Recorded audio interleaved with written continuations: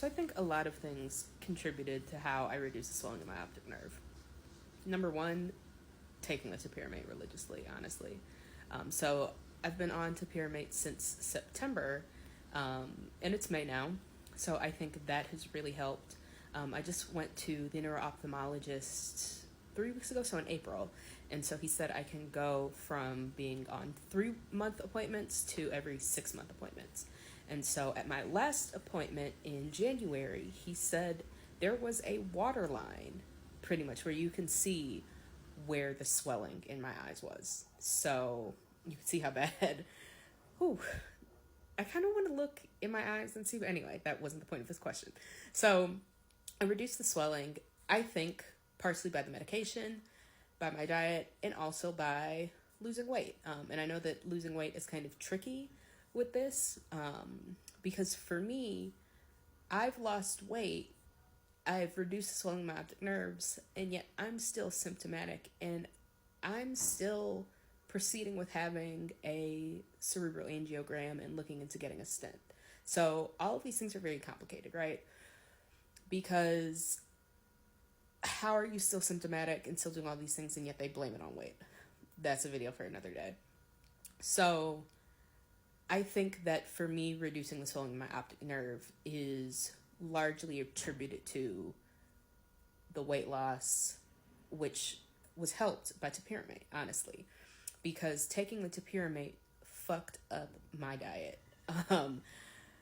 How did it do it? Because I was nauseous all the time. I was nauseous and I had no appetite.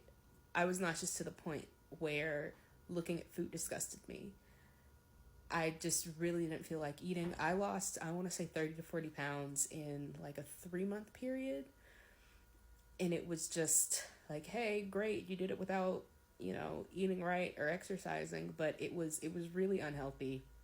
Like, yay, you got to your goal weight, but do not recommend at all.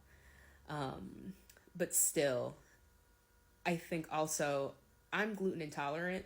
I determined I was gluten intolerant, I want to say 3 years ago. And so that cut out a lot of inflammatory foods anyway. So that has helped. And then because when all of this first happened, I just naturally went to the internet to see what all of this was about. And I saw that sodium could contribute to this. And so when I saw sodium can contribute, I started paying attention to what I was putting in my body. And I realized that when I do eat sodium, I have massive flares. So I decided to put myself on a low sodium diet. So I try to stick between 15 to 1800 milligrams of sodium a day. And so by cutting to that low amount of sodium, you cut out processed foods. And so by cutting out processed foods, that means that I go and I make my own sauces. I pickle a lot of different things. And so by cutting out processed foods and by making my own foods, I don't eat out. So I think I've just naturally started doing a lot of, quote, healthier things, I guess. I post a lot of fried foods on this TikTok, but realistically, most of the time during the week, we eat chicken and rice. We eat a lot of different grain bowls.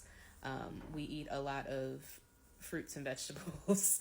It's not like the funnest food. Like my diet is relatively boring through the week. So I think that has really helped. And that's also why I've just naturally lost weight. Is that I'm a student, so I walk to class.